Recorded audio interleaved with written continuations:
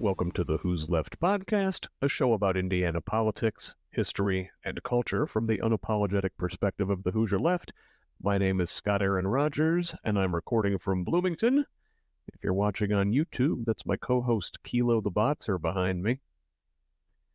This week, we're reviewing the 2024 Indiana primary, which took place last Tuesday.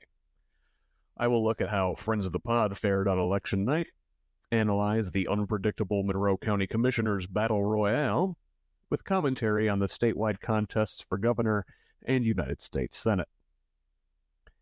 We are going to bounce around the state, peeking in on each congressional district and notable statehouse races. Turnout was once again dismal.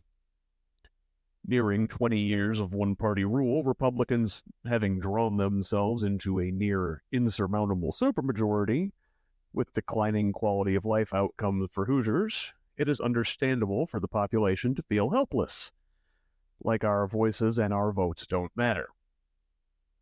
I will try to hammer home again and again in this episode and over the course of the next 6 months that we must turn out in November if we want better. We can turn out. We do deserve better. Billionaire donors will spend vast sums in the coming months to convince those in the center to succumb to fear, and those of us on the left to succumb to apathy. But there is always hope. There must always be hope. This is why we fight. And in a way, that is why I have undertaken the Who's Left project. In 2022, in the wake of the corrupted Supreme Court overturning Roe v. Wade, I was furious on behalf of the women in my life, in this state, and across the country. The rushed special session of the General Assembly that summer was the first time I had participated in a political protest.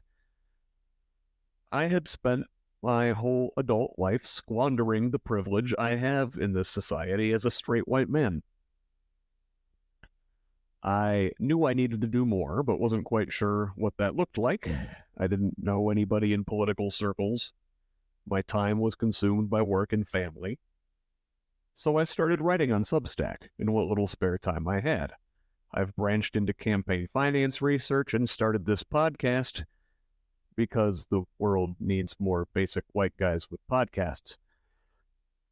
But seriously, this place has been my way of climbing the nearest hill and shouting, "I'm mad as hell, and I'm not going to take it anymore." And you, as a Hoosier or a citizen of any captured, gerrymandered red state, should be just as mad. We should be mad together and turn our righteous fury into action. 2024 has proven to be an incredibly difficult year, which I was expecting, but not like this. In January, my special character, my guy, my 19-year-old son passed away. We're all still a wreck, and his 16-year-old sister is not coping well and is getting up to 16-year-old shit. And on top of all that, did I mention that an uncomfortable number of our neighbors would sacrifice our country, the one that invented modern liberal democracy, the one whose founders they worship as demigods, the one my grandfather and his generation fought to keep from the grip of fascism? Our home. They would give it up to the false religion of Christian nationalism. So yeah, 2024, hell of a timeline, huh? You know, for a couple months after my son passed, I was simultaneously paralyzed by grief and driven to help ensure that other parents would never know that pain in the only way I know how, because I don't know how to people. I'm good at seeing things from 30,000 feet, but I struggle with, actual human interaction. Anybody else? Am I the only weirdo? I doubled down on Who's Left in an effort to shed more light on Indiana politics, where our far-right Republican supermajority and their financial benefactors enact policies that literally harm our children by allowing guns to flood our communities, by bullying queer youth, and by poisoning our environment. or by driving the next generation out of state entirely with their apocalyptic worldview. I didn't take on any work outside of this project for a few months there, and so many of you have been so supportive. The subscriber base has grown. We just hit our 1,000th subscriber on Substack. I'm humbled and honored to know that there is a core of you who believe enough in me to give financial support. I've been able to publish more frequently, learn new skills, and expand beyond audio into video. But at this time, it's not sustainable full-time, so I've had to put on the Carhartt, or the generic version, because that shit's expensive. Once again, scraping and sanding, priming, painting, trimming and mulching, and working on this project whenever I can. I'd much rather devote my working time to this and to you, but I can only give this project the attention it truly deserves with your help. I will continue to work to highlight Indiana's bad actors so we can replace them with more empathetic leadership and also shine the spotlight on the activists, organizations, and elected officials who are doing the hard work to build a more just, equitable, and compassionate Indiana for the next generation of Hoosiers. And I will take on Democrats too, as you will see in this episode, when they put their donors over their voters, when they talk out of both sides of their mouths, and when they fail to push back against GOP authoritarian extremism with the necessary urgency and tenacity. Remember this: the party is a tool we can use to help achieve our goals. It serves us. We do not serve it. I will go deep to provide information and analysis you won't get anywhere else in the Hoosier state. I am not motivated by the dollars, but everything costs money. Web hosting, editing software, travel to meet with other activists and organizers. With the jump to video, I needed to upgrade my computer, and that wasn't cheap. But even more valuable is time. More support from you, dear listeners, means more time to devote to Who's Left, to more content. So, if you can, help me out with a paid subscription at scottaaronrogers.substack.com. For $5 a month or $50 a year, you can help me push our state in a better direction and maybe help keep me from coming down with a severe case of drywaller's elbow. And while the best way to help this project is a financial contribution, if you can't afford it at this time, you can still help. Subscribe at the free level over on Substack. Set your favorite podcast player to auto-download new episodes of the show. Rate and review the show on iTunes or whatever platform you use. Follow me on social media at facebook.com/who's left. That's HOOS left. I'm also on Blue Sky at the same handle. On Instagram, Threads, and Twitter, I'm at ScottRog78. That is SCOTTROG78. And on Mastodon at ScottRog78 at Hoosier.social.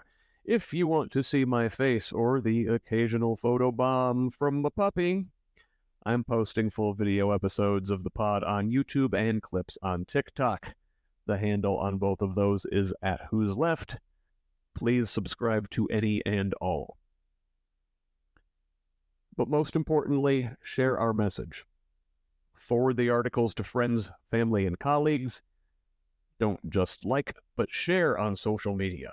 Invite others to this community of Indiana leftists. Nobody is coming to save us. We've got to do it ourselves. With your investment, a full-time Who's Left could look like new content every day, full coverage of the 2024 election cycle in Indiana and beyond, and zooming out to see how the networks acting in our state function nationally and even globally. Why am I asking you for money? Because I don't want to read ads for terrible internet therapy or ship a box of stuff to your house subscriptions.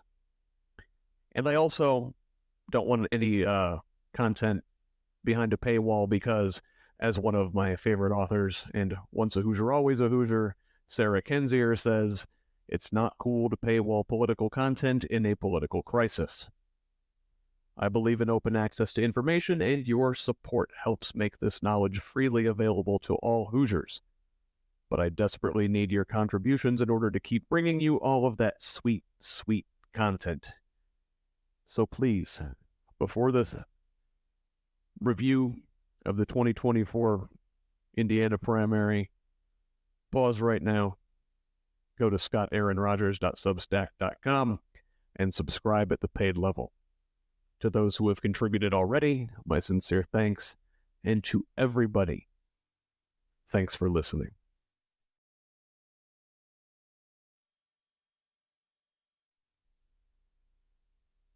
Now, let's turn to the result of this past Tuesday's primary election.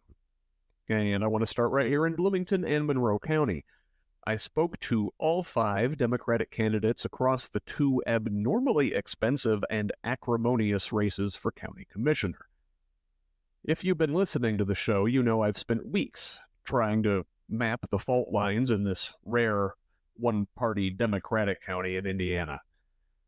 As we've talked about plenty of times before, and we'll surely talk about plenty more throughout the year, if there's one-party rule anywhere in this state, it's almost always Republican.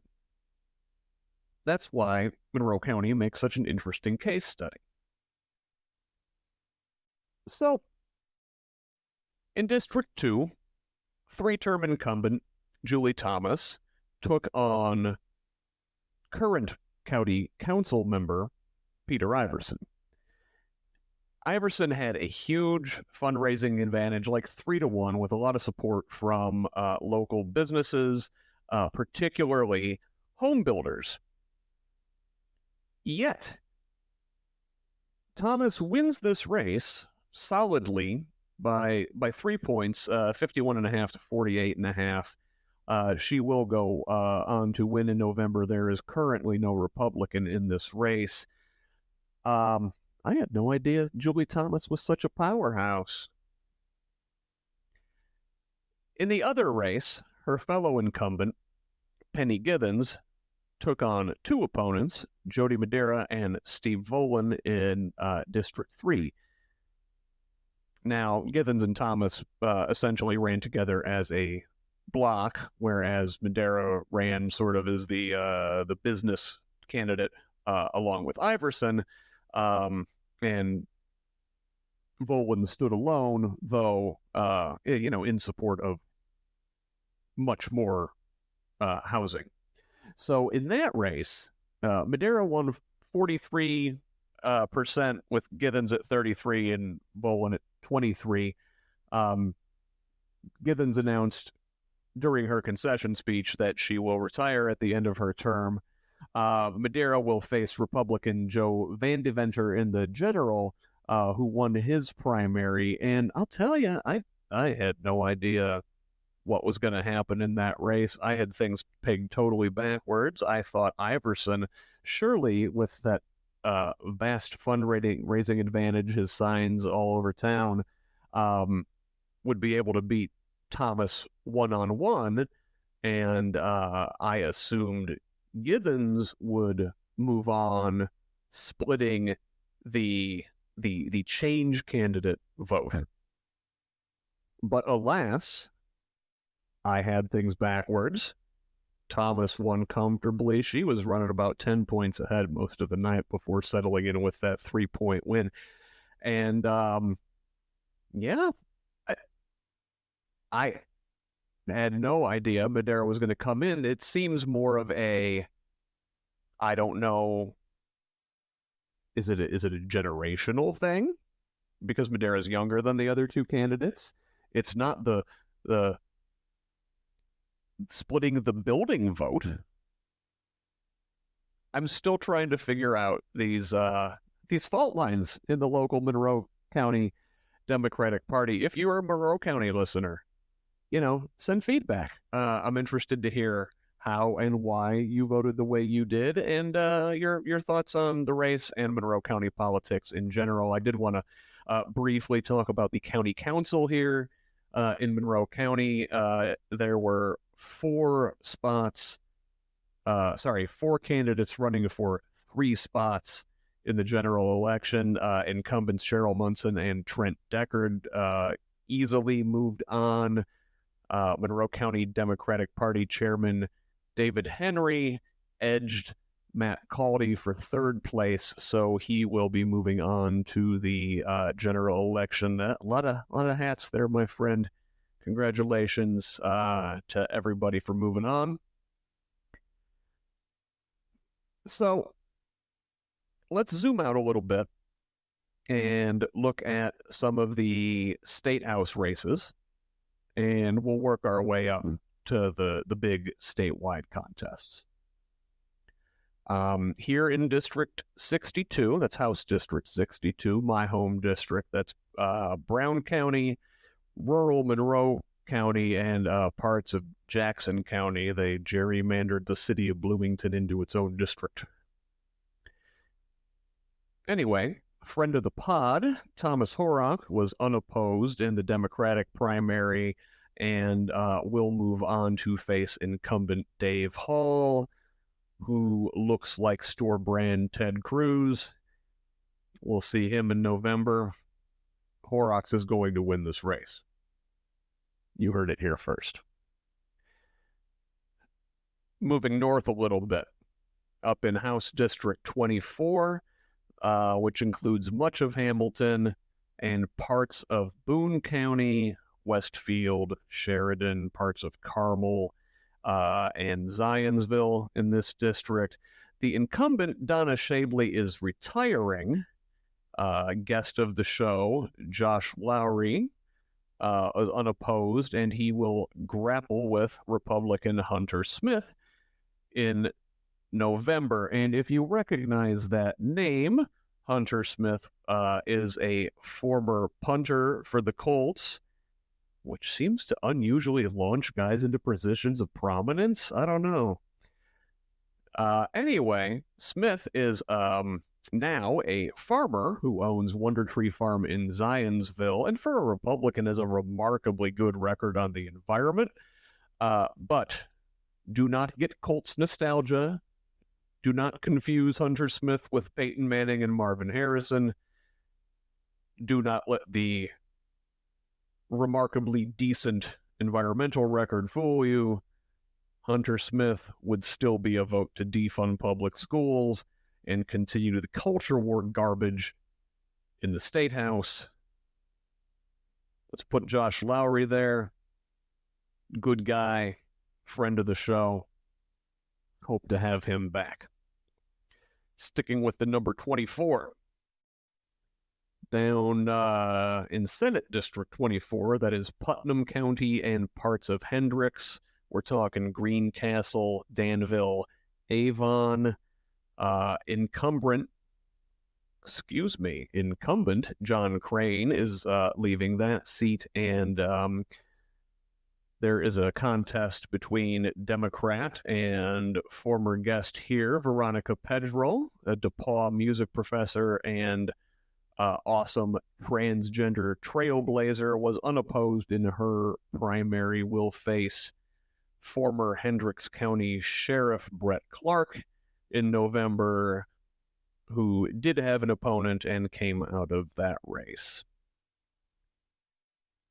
A couple weeks ago, we talked to Democrat Trish Whitcomb down in House District 69, which is parts of Jackson, Scott, Bartholomew, and Washington counties. We're looking at Seymour, Brownstown, Salem, that area here. Trish is moving on to face MAGA clown Jim Lucas, who had a primary challenger and won by 15 points, which is close for a 10-term incumbent. He took on Brian Sevilla, a Browntown teacher and former West Virginia state delegate who was recently moved to Indiana. Anyway, people are getting tired of Lucas's shit. I think Whitcomb has a remarkably good chance of flipping this seat in November. Stay tuned. Other notable statehouse races with primary challengers, and these are the ones highlighted by the Indy Star. House District 29, part of Hamilton County, Noblesville area. In the Republican primary there, Elena Schonkweiler, a former staffer for Victoria Sparks, won 60-40 over former Hamilton East Public Library Board President, Moms for Liberty ally, book banner, and certified right-wing nutjob, Laura Allerding. We covered the Moms for Liberty phenomena here last year, and thankfully, it looks like their time has passed. They've jumped the shark. People are tired of their shit. Schonkweiler, a little bit of a more traditional conservative here, again, for what that's worth. She will take on Democrat Chris Hardig in November. That was the seat vacated by Chuck Goodrich, who ran against Sparks in the 5th Congressional District primary. We'll talk about that one here in a little bit. Staying around the general Indianapolis area in House District 90, Southeast Marion County. This is another seat that is being vacated by an incumbent, Mike Speedy. Great name for an Indiana politician.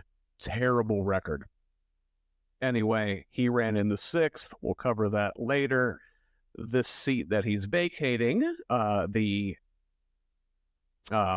Republican primary, was won by Andrew Ireland in a squeaker.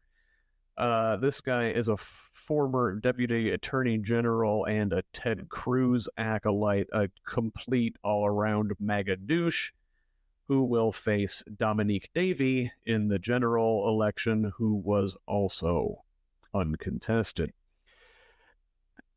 In Senate District 35, parts of Hendricks and Marion County, we're looking at Speedway and Plainfield, the southwest side of Indianapolis here. Incumbent Mike Young, who has served in state government for almost 40 years now, survived a serious challenge from 29-year-old real estate banker Philip Clay, winning 55-45. Young has had an interesting couple of years, to say the least. He resigned from the Republican caucus in 2022, right around the time of that year's special session, because fellow Republicans weren't extreme enough on abortion. And mind you, that's when they passed an extreme abortion ban in the state, and he said they weren't extreme enough. Yeah, anyway, that guy, is going to coast right back into office. There is no Democratic challenger in this race. SMH. Also, I very nearly forgot State Senate District 32. This is southeastern Marion and northeast Johnson County. Both candidates were uncontested, but I got to spend a little time with Democratic candidate Katrina Owens. She's been an instructor at Ivy Tech, vice president of administration at the Indiana Black Expo. She has her own consulting firm. Totally has her shit together. Could probably use that around here. Anyway, she is totally going to win this race. No, because she has her shit together, she's a great candidate. There is some great organizing going on up in that district right now. And also because her opponent, Republican Aaron Freeman, totally sucks. This is the guy, and we talked a little bit about him earlier this spring with Indianapolis City Councilman Jesse Brown. Freeman tried to kill the blue line on behalf of his business daddy, car dealer Ray Skillman. Senate District 10. I want to move out of the Indianapolis area and go take a peek up on Michiana here for a second. That's the South Bend on west over to New Carlisle. In that race, the incumbent State Senator David Nagoski easily fought off a primary challenge from St. Joseph County Treasurer Tim Swagger. This race is notable because in April, Indianapolis Star's James Briggs published a story reporting on sexual harassment and stalking allegations leveled by a former employee at his family's plumbing business. I've had my eye on that story since it broke and shared the article in our exclusive chat for paid subscribers over on Substack. That is a pitch, come on over and join us with the paid subscription. And I'm still turning over heads, not yet. I'm still turning over ideas in my head. Work and family and a tight recording schedule before the primaries kind of prevented me from saying more on this. But I've still got my eye on Nagoski, and I've got things to say. Swagger totally pounced on the allegations, but they didn't make a difference. The incumbent easily won and is also currently unopposed in November. So that's our incumbents mostly that made it through unscathed. We did have a couple not make it through. In District 13, that's House District 13, Benton, Warren, and parts of Fountain, Jasper, Montgomery, Newton, and Tippecanoe, and White counties, a rural area here. In that district, Republican Sharon Nagel lost to newcomer, veteran, and teacher Matthew Commons. Now, I don't quite have my pulse on why Nagel, a 5-term incumbent, lost this race by 20 points, but Lafayette area journalist and fellow Substacker Dave Bangert suggests this race was all about local control. Seems like maybe Commons painted Nagel as a shill for big business interests. There's a big carbon capture project that she supported up there. Which may have been involved in LEAP in some ways. Anyway, if you are from that area outside of Lafayette, House District 13, give me your thoughts. And if you have any other communities that I've missed in this rundown where you think there's an interesting local race, state house, state senate, you got city council, you got county council, whatever. If you're a candidate in one of those races, reach out. We'd love to talk. Anyway, so Commons defeats Nagel, will face Democrat Edward Moyer Jr. in November. Up in the region, Senate District 3, this is Gary, Maryville, Hobart. The incumbent businessman David Vinzant was ousted by Gary City Council member Mark Spencer. It's kind of an unusual situation. Vinzant has only been in office since January, when he was caucused in to replace Eddie Melton, who resigned his Senate seat upon winning the race to become mayor of Gary. Melton supported Spencer in the caucus, which was won by Vinzant. The voters chose Spencer last Tuesday. Spencer is a teacher, artist, musician, arts director for Gary Community Schools. He will face Will Miller, who is chairman of the Gary Republican Party, which is a thing.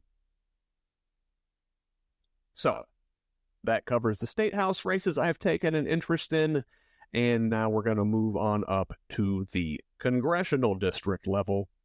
let me rant for a second here about how horribly gerrymandered Indiana's congressional district are.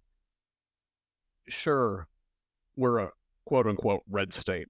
Fine, whatever. But 55-45, 60-40, tops. Yet, our congressional districts are such that Democrats have 2 seats out of 9. I am not a math whiz, but last time I checked, I believe that's 22%, which is nowhere near 45%, where Indiana voters are. So, Republicans have packed Democratic voters into 2 congressional districts. They'll concede the Indianapolis area, and Andre Carson is the congressman there. Shout out to him.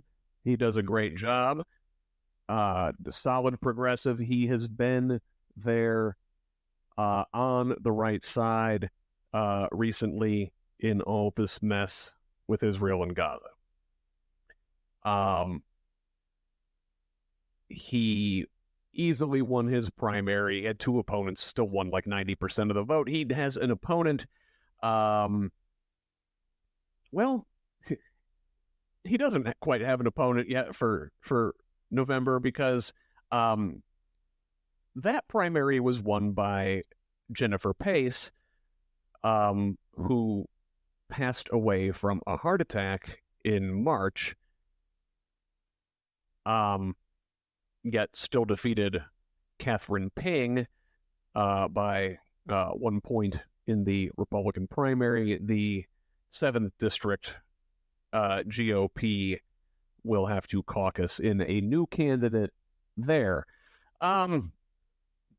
Libertarian Rusty Johnson. Shut up, Beavis. Rusty Johnson has already qualified for the general election. That's District 7. And Republicans also generally concede the 1st congressional district of Indiana to Democratic voters. That is the region up there where Democrat Frank Mervan is the incumbent. I'm much less enthusiastic about Mervan than I am about Andre Carson. He's a middle-of-the-road Democrat, number 126 if you go to Progressive Punch and get his, progressive voting score there. Now, he did not have a primary challenger. I worry about a couple things with Mervan, but he is co-chair of the National Prayer Breakfast Foundation, which is an organization with a lot of baggage. I highly suggest you read The Family by Jeff Sharlet. There's also a Netflix documentary by the same name. Good stuff. Anyway, National Prayer Breakfast was run by the Fellowship Foundation until 2023, and Congress sort of took over this prayer breakfast from them. Again, this is an extremist organization. There are still some connections to that organization with the National Prayer Breakfast that I'd wish, Mervan distanced himself from. Anyway, fantastic, fascinating stuff. 2 years ago, he had his closest challenge ever from Jennifer Ruth Green, but she gave Mervan a hell of a run. So this time, his opponent will be Randy Niemeyer, who is a 4th-generation milk hauler, and he will see Niemeyer in November. Now, moving on over to the 2nd congressional district, that's North Central Indiana, South Bend, Michiana, surrounding rural areas. It's a good side district. Incumbent Rudy Yakim is running for re-election. There are worse Republicans out there. He's a 62% rating from Heritage Action. That's a conservative think tank, gives their conservative ratings. The average for a Republican congressman is 72%. So he's not full MAGA, but he still sucks. Anyway, his opponent will be Lori Camp. She is an operations and training manager, as well as the vendor compliance coordinator for Donnell Systems, a small software firm in South Bend. She has served on the South Bend Community Schools Magnet School Task Force, and has been a diving and gymnastics coach with local high schools up there. We've got a libertarian in this race also, William Henry. I'll reach out to Lori Camp, see if we can't get her here on the show. I have previously reached out to Mervyn, going back to him, by the way, and did not hear back. We'll give him another go here, see if we can't get him on before November to explain himself. 3rd District, Northeast Indiana, Fort Wayne and surrounding areas. That is Jim Banks' district. We had some words from Mr. Banks here last week. Banks is resigning to run for Senate, as you probably know. There was a massive field of more than a half dozen Republicans in this primary race, which was won by former Representative Marlin Stutzman, who previously held the seat from 2010 to 2017. He came in on the Tea Party wave and got up to Tea Party fuckery when he was there, as one does, especially over Obamacare, the Affordable Care Act. He ran for Senate in 2016, losing to Todd Young in the primary, and that's why he's not in that seat anymore. Not exactly a runaway here for Stutzman. He received just 24% of the vote in that crowded field, receiving stiff competition from former Fort Wayne mayoral candidate Tim Smith, who had 23%, and former Allen County Judge Wendy Davis, who had 20%. Each of them raised over $1 million. Crowded race. Grant Bucher was in this race. Mike Felker, John Kenworthy, Eric Whalen, Andy Zay. Just a murderer's row of trash candidates also on the Republican side here. Anyway, Stutzman, trying to get back on that congressional gravy train this year, will face Kylie Adolph, who defeated Phil Goss in the Democratic primary with nearly 2/3 of the vote. She is vice president of partnerships for Project Lead the Way, an educational nonprofit focused on STEM. She's also been an adjunct professor at the USC School of Education. She earned a Bachelor of Science in Business Administration from Trine up by Fort Wayne there, got her master's from USC, and also a Global Executive Doctor of Education from USC. This race also has a Libertarian candidate, Jared Lancaster. I'm going to try and get a hold of Kylie Adolph here, see if we can't talk to her on the show. And hey, Republican candidates, you're all welcome to come on the show too. I'm going to grill you. This is not, friendly territory, but you're welcome to come. We talk to everybody here. So let's get to the end of the typewriter there at the northern end of the state. We're gonna dig and move down a row and go back over to the western side of the state and drop down a little bit into District 4, which is a massive, mostly rural district, but does contain Lafayette, West Lafayette, and the west suburbs of Indianapolis.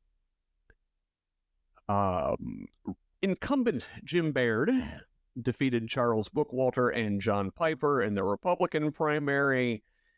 got about 2/3 of the vote. He's a little more conservative than Yakim, has a 79% score from Heritage Action.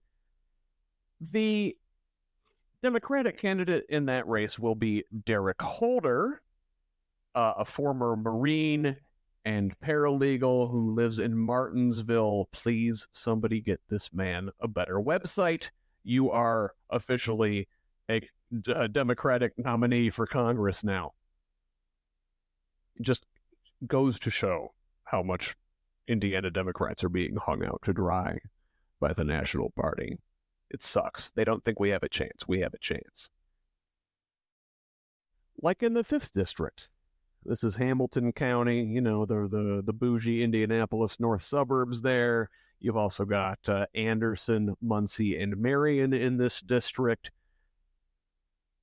Victoria Sparks, the incumbent in this race, wins in a clown car of a primary with 39% of the vote. She had previously signaled she was not running for re-election. So a slew of Republicans jump in this race to try and take that spot. She gets right back in before the deadline. She had 39%, like I said, to Chuck Goodrich's 33%. Goodrich spent $4.5+ million of his own money to finish second in this race. He is the CEO of Gaylor Electric. Looked a little bit about their website. They like to use the term merit shop a lot, which, if you ever see it, is a fun euphemism for we don't let unions come in here. Anyway, Sparks, who is Ukrainian-born, but somehow in kissing the MAGA boot, pushed back against funding for Ukraine's war effort against their imperialistic neighbor. Sparks is moving on to face Deborah Pickett, who won the Democratic primary over Ryan Fenninger, earning about 60% of the vote. I don't know much about any of these candidates. Pickett served in the U.S. Army Reserve for a time. She also researched international trade and economic issues for the Hudson Institute, which is a conservative think tank that had spun off from the Rand Corporation. They were headquartered in Indianapolis for a while. I would love to talk to Pickett if anybody from her campaign is listening. We will reach out either way. I'm interested to hear about that time in her career. Moving on down to the 6th District. This is the south and east suburbs of Indianapolis. Greenfield, Newcastle, Columbus, and Richmond also all in this district. And this was another clown show. Greg Pence is retiring to go hang with his... hang out with his brother, Mike. Former Indianapolis mayoral candidate Jefferson Shreve won this race with 28%, defeating Indiana State Rep Mike Speedy from the 90th District and State Senator Jeff Ratz of the 27th Senate District in this primary. Those guys complete MAGA clowns. At least I will say this for Shreve. Everybody I know who knows Shreve says he's a nice guy. He's a Republican, but he's not a crazy MAGA Republican. However, all of Central Indiana is completely tired of hearing his voice and seeing his face. This dude's ads have been on our TVs for a couple years now. He was the Republican nominee for mayor of Indianapolis last year and spent over $5.5 million of his self-storage fortune flooding TV airwaves and podcast airwaves and radio airwaves with ads. He dropped another $1.3 million on this race. Like I said, at least he beat Rats, who is a notorious anti-trans bigot, school privatizer, believer of the litter box meme, book banner, and CRT nitwit. Shreve will surely pepper the ads with more airwaves in his November race with Cindy Worth, whom Pence defeated by 35 points in 2022. She's the Democratic nominee once again for this seat. Also, James Siniak, Libertarian, will be on the ballot. I'll tell you, if the Indiana Democratic Party had any resources, which we don't, but if we were getting good help from, our no billionaire benefactors, which the Republicans seem to have plenty of, might not be a bad idea to boost the profile of the Libertarians and see if they can't take a chunk out of the Republican supermajority. But alas, this is wishful thinking. I want to move on down to the 8th district here. That is a super, super huge, mostly rural district, which also contains Evansville, Jasper, Vincennes, Terre Haute, stretches all the way up to Fountain County and Covington up there. We got another retirement. Larry Bouchon is out. And there is a gaggle of Republicans trying to catch a ride on that sweet, sweet congressional insider trading and write your own tax code gravy train. 8 of them in all. Eventually, State Senator Mark Messmer out of Jasper, the 48th Senate District, comes out ahead there, pulling almost 40%, defeating former Representative John Hostetler, as well as former Trump staffer Dominic Kavanaugh and frequent Bouchon primary challenger Richard Moss. Messmer is a forced birth extremist radical Catholic and lists 4 issues on his campaign website, quote-unquote pro-life being number 1. We all know they only mean pro-forced birth. Fuck that kid after they're born, am I right? Second issue, cryptocurrency? Something smells fishy there. Cryptocurrency is a scam. Third issue, Israel. Messmer, a big recipient of help from AIPAC, the massive far right-wing pro-Israel group who dabbles in democratic politics far too often. They were big supporters of Messmer. Hostetler has been accused of anti-Semitism for using the dual loyalty trope and referring to a certain Jewish element in the George W. Bush administration. Not nice ways to frame things there, buddy. We are frequent critics of the state of Israel and their far right-wing government and their disregard for human rights in Palestine. But there's different ways to go at it, my guy. Anyway, Messmer's final issue is the Mexican border, which Indiana has miles and miles of.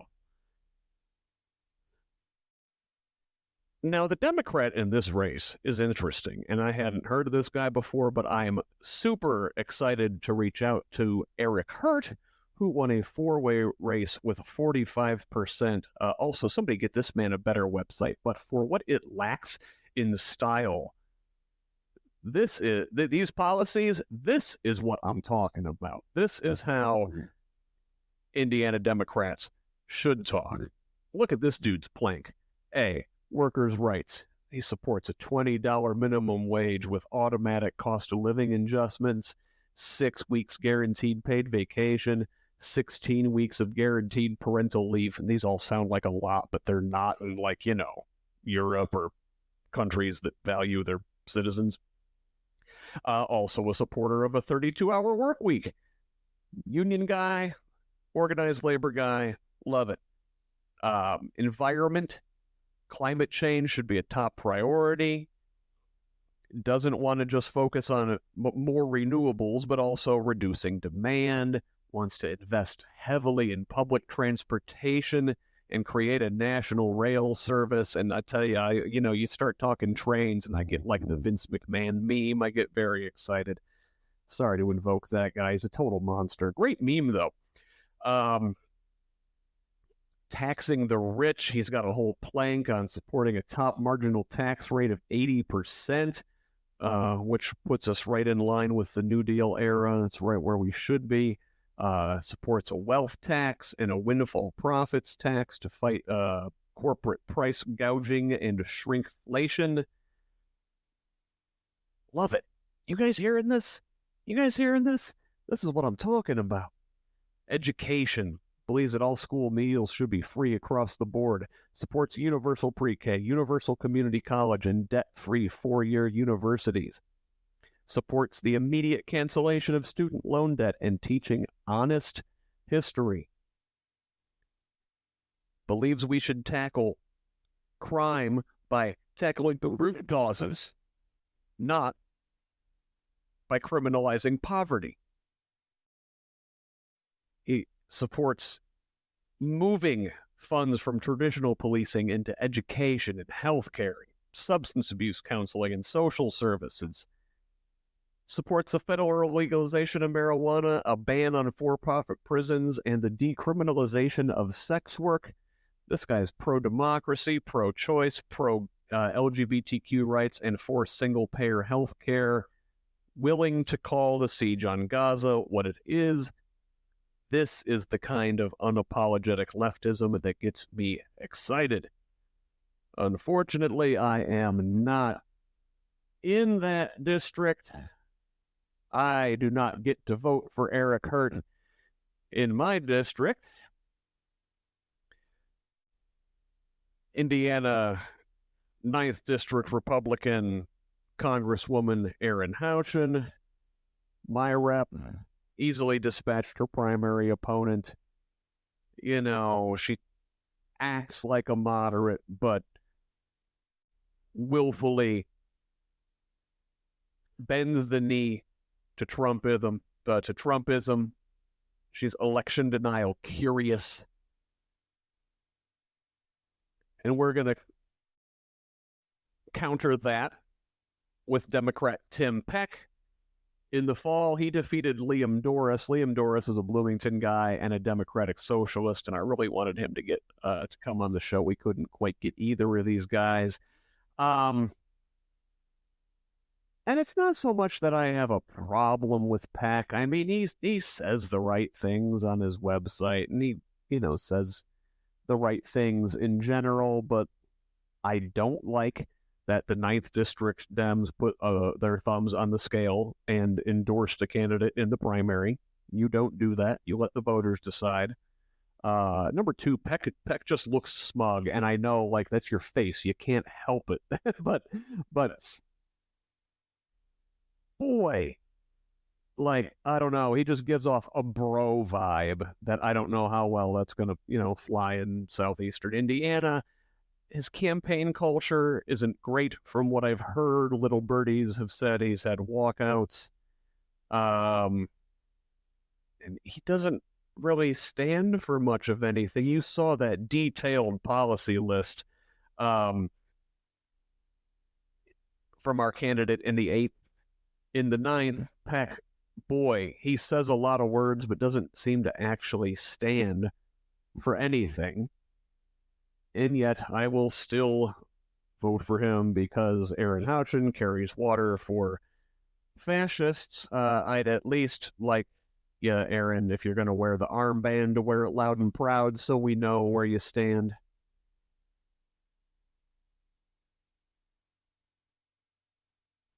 That concludes our trip through the congressional races. Finally, let's look at the statewide races. Now, speaking of people who proudly wear the armband, to replace Mike Braun, Republicans cleared the field for insurrectionist-loving MAGA toady Jim Banks.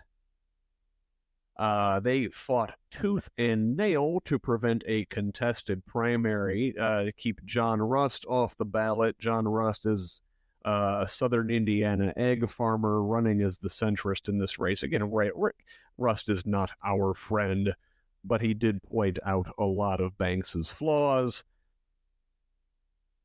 I've talked about how extreme Banks is. Got a whole good rant on him, I think, in last week's episode. Go listen to that. Perennial libertarian candidate Andrew Horning is also in this race. This is his second run for United States Senate. He's run twice for governor and 5 times for Congress as a libertarian nominee. But this is an important race. And Banks is uniquely dangerous. He is well-funded, has the power of the whole Trump faction of the GOP behind him. And that's why I think it's exceptionally disappointing how the Democrats in their race were hung out to dry. I'll tell you, I've said this to other people, this should have been Pete Buttigieg running in this seat, right? Pete, you're a national profile candidate. You're a Hoosier. This should have been you. I think he was afraid to lose a statewide race potentially, and I don't blame him for fucking off to Michigan. Seems like a much more friendly environment for a couple gay men to raise their lovely family. But boy, that would have been a matchup I'd like to see. Pete taking on Jim Banks. So this primary was on the Democratic side was between a couple lesser-known candidates, Mark Carmichael and Dr. Valerie McRae. And I got to talk to both of them. Both lovely, lovely people. I can't encourage you enough to go back. That's the last 2 episodes of the show. It's, I want to say, 33 and 34. But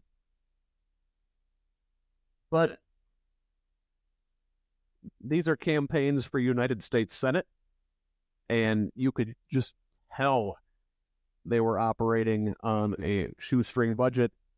I say we need the National Party. We need people with money to believe in Indiana. We are not a red state. We are a purple state. I've heard us described as a purple state with a voter turnout problem. Yes, but it's mostly a purple state because we have a hopelessness problem. And I talked about it at the top of the show. A long, long time of Republican rule makes us feel beaten down. And so, Mark Carmichael, lovely guy. Like I said, so generous with his time. We had technical difficulties. He was super, super helpful trying to get back with me and get, re-recording if necessary, trying to get things right. And again, I appreciate that immensely. But, I mean, who am I? I'm nobody. I shouldn't be running through tech support directly with a candidate for United States Senate myself, right? Like, where's the staffers? Where's the campaign organization? Dr. McRae ran a little more organized campaign. I feel like I at least had to go through a gatekeeper to get to her. And yes, it is historic that Dr. McRae is the first Black woman to run for statewide office here in Indiana, to run for United States Senate. And that's great. That is awesome. But I think more importantly, the identity that really matters here in this race is her identity as a clinical psychologist, because she understands, I think, the moment that we're in. 40 years of Reaganism, 40 years of neoliberalism is emotional aggression. It is emotional abuse, psychological abuse directed at the population. And, we do feel beaten down and atomized and hopeless. Friend of the pod, and sorry to keep, touting this guy so much, but I love his work. Jared Yates Sexton, Hoosier author, is currently working on writing a book about the mental health crisis in this country, and the politics of mental health. And he gets things, and I think she gets things. And, authoritarianism is like part of the human condition, and it pops up every several generations in times of hopelessness like these. Certain desperate people want the strong man to come in and fix things, right? 40 years of unrestrained capitalism, we have a hard time telling the difference between truth and lies anymore, because lies are more profitable, and frankly, I'd like to see Dr. McRae, psychoanalyze Banks. What's wrong with this dude? He's a little bully, right? Like, who hurt you, Jim Banks? Why are you the way you are? Patronize this little man. Anyway, that's my 2 cents for Dr. McRae, who probably doesn't need them. I do want to give a quick mention to the presidential primary in Indiana. Obviously, Trump and Biden are on course for a rematch here in November. Biden was uncontested. Now, in the Republican primary, Nikki Haley was still on the ballot. Now, she dropped out in March, but with printing timelines and whatnot, she was still on the ballot. And I'll tell you, she pulled almost 22%, which is a huge amount of dissent from Republicans in this state, which is considered very Trumpy, right? Like, she's been out since March. This is a zombie campaign, and, Republicans in the state have already voted for one dead woman this cycle, but there are a population of disaffected Republicans out there. I don't know why they still call themselves Republicans. The party's completely been owned by Trump, but there's groups out there maybe trying to push a more moderate Republican message in Indiana. One place it did not make a dent with the moderate message is in the governor's race, which is the final race we will cover here today, and its end is welcome respite for television viewers in central Indiana, for sure. I can attest to that, and I'm sure the rest of the state has a similar story. Man, those commercials. Good to have a break for a couple months before they come back in force after Labor Day. So in the governor's race, Libertarian Donald Rainwater is back. He did receive 11% of the vote last time, which is a strong showing for a third-party candidate. The Democrats candidate was uncontested. That's Dr. Jennifer McCormick. We got a chance to talk to her. I like her a lot. I know she's a former Republican, but I don't think she was much of a political Republican, just somebody who put an R next to her name. She was an educator, she was a state superintendent, got there and saw what state Republicans actually were about and didn't really like what she saw. Don't blame her. We'll be going to bat for Dr. McCormick here in the fall, but man, that is an underdog campaign. She's got a massive, massive money deficit she's going to have to be working against here. I would panhandle outside of Deb Simon's mansion if I were her. So much money in that Republican primary. Half the contestants were self-funded multi-millionaires. But only one of those guys has the clout of being a sitting United States senator. So let's go through those results here of this race in reverse order. The 6-person Republican field in the 6th. Curtis Hill, former Attorney General. Bye, Felicia. You're done. Your statewide elected career is over. Sexual assault allegations against Curtis Hill got him ousted as candidate for re-election back in 2022, and a 6th place finish here has him, licking the wounds. 5th place finisher Jamie Rittenauer took him to school, Christian homeschool, with her campaign finishing in 5th. Just a little shoestring thing. Raging Christian nationalist, still beat Curtis Hill. Now, in 4th place, Eric Doden's family lit a ton of money on fire to finish 4th with slightly less than 12%. This guy tried to run in the traditional Republican lane, just maybe a little more religious, like, Jesus plays in my foursome. But essentially, he's the same guy as 3rd place finisher Brad Chambers, who finished with 17.5%. He tried to, cut this image as a centrist, as a moderate. His stated policies on everything are typical Republican bullshit, but he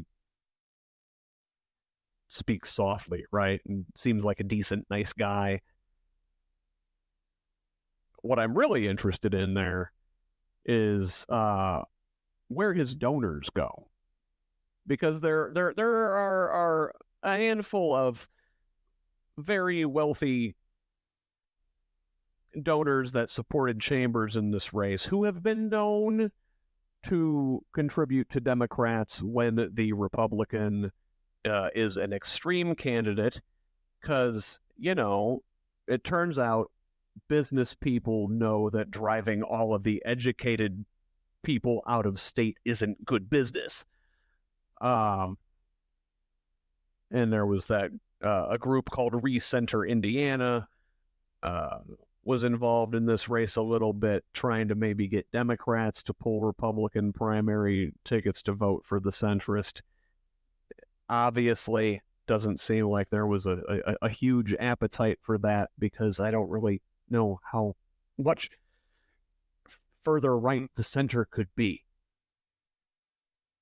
Lieutenant Governor Suzanne Crouch finished 2nd in this race, 21, almost 22%. Just solid establishment organizing. A lot of the party establishment was behind her. If the anti-MAGA faction of the party had consolidated behind her, she's pretty Trumpy, or Chambers or Doden, instead of them all lighting all of this money on fire. If they had consolidated their vote, maybe this thing's a race. At least our local TV affiliates are happy. I'm sure they made bank beaming all of those shitty commercials directly into our eyeballs. But as expected, Mike Braun won this race with nearly 40% of the vote. MAGA Mike ran on being Trump's biggest bootlicker, ran on the southern border again, which, Indiana's got miles and miles of, right? And ran on being tough on China and anti-woke. He didn't offer any policy. None. He just offered, I'm Mike Braun, you know my name, I'm the guy in the blue shirt, vote for me. I love Trump, Trump loves me. We're a MAGA family. Terrible. And, that guy, MAGA Mike Braun. By the way, do you know why Braun's running for governor and not running for re-election in the Senate? He's basically on double secret probation from running for federal office ever again. It's so many campaign finance violations in 2018 in his first go round that he's basically been told, sir, you can't run for federal office anymore. And so he's running for state office. So I'm told. People are saying, right? Braun's suggested running mate is first-term state representative Julie McGuire. She represents parts of Marion County. In 2022, she unseated former Republican state rep John Jacob, who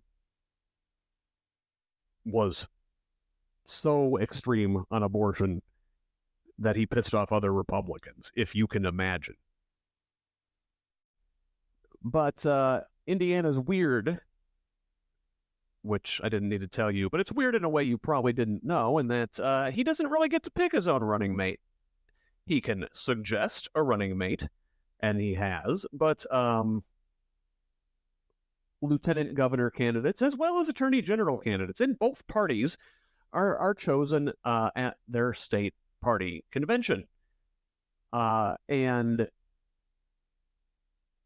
Braun's chosen candidate, McGuire, will be facing a weird lieutenant governor campaign opponent in Micah Beckwith, who is often referred to in media as a ultra-conservative pastor, but he is not conservative. He is radical. He is a proud Christian nationalist. He looks like Fred Durst and sounds like Jerry Falwell. This guy is an affront to the First Amendment, an affront to our founding fathers, an affront to the freedom of religion. And can you imagine Mike Braun and Micah Beckwith on a ticket together? It's like MAGA dream world falling into place. This is what we're dealing with. Like, these are the stakes. We're talking about liberal democracy itself in Indiana and in our country. You know, the wrong choices at just a couple more forks in the road will lead us to full Christian fascism, and I am not being hyperbolic. You know, we are beaten down. We've suffered single-party Republican rule in this state for far too long, and the National Party isn't coming in with money, and Biden's shit the bed on Israel, and now Democrats have to spend to defend states they won in 2020, so we're definitely not getting help.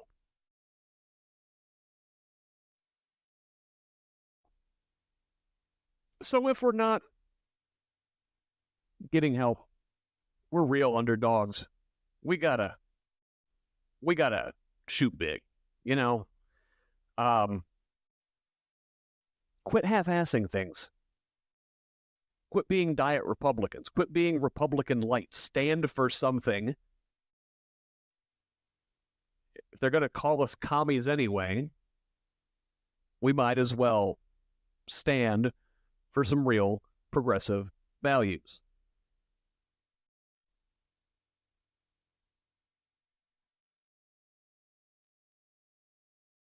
If Indiana Democrats want to climb out from under supermajority rule, we're going to have to do this ourselves, right? I know we're out there. I know you're out there. And I'm going to yell about it from now until November. We have got to turn out everybody we know to the polls. But that is not enough, right? It is necessary, but not sufficient. We have to donate. We have to volunteer. We have to organize. The cities. We need you to show up. Indianapolis, Fort Wayne, South Bend, Evansville, Lafayette, Bloomington. The region, we need you. Kentuckiana, we need you. The suburbs are going to be huge this year.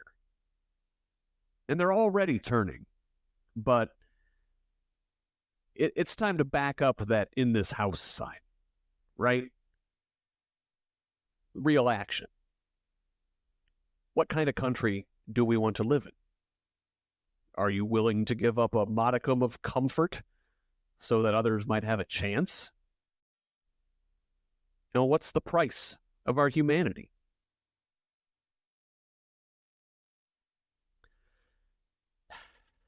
Well, we started local. We zoomed all the way out to philosophical. Thanks for listening. Share with a friend. How about one of those friends that you're going to take to the polls in November? You can find me on Facebook, Blue Sky, YouTube, and TikTok at Who's Left, and on most other social media sites at ScottRodge78. If you want to reach me, send me a note, send me a DM on the socials, or email me at scottrodge78@gmail.com. If you haven't yet done so, when you're finished here, go to scottaaronrogers.substack.com and subscribe at the paid level. Help me keep this project going. Until next time, this has been the Who's Left podcast. I'm Scott Aaron Rogers. Love each other, Indiana.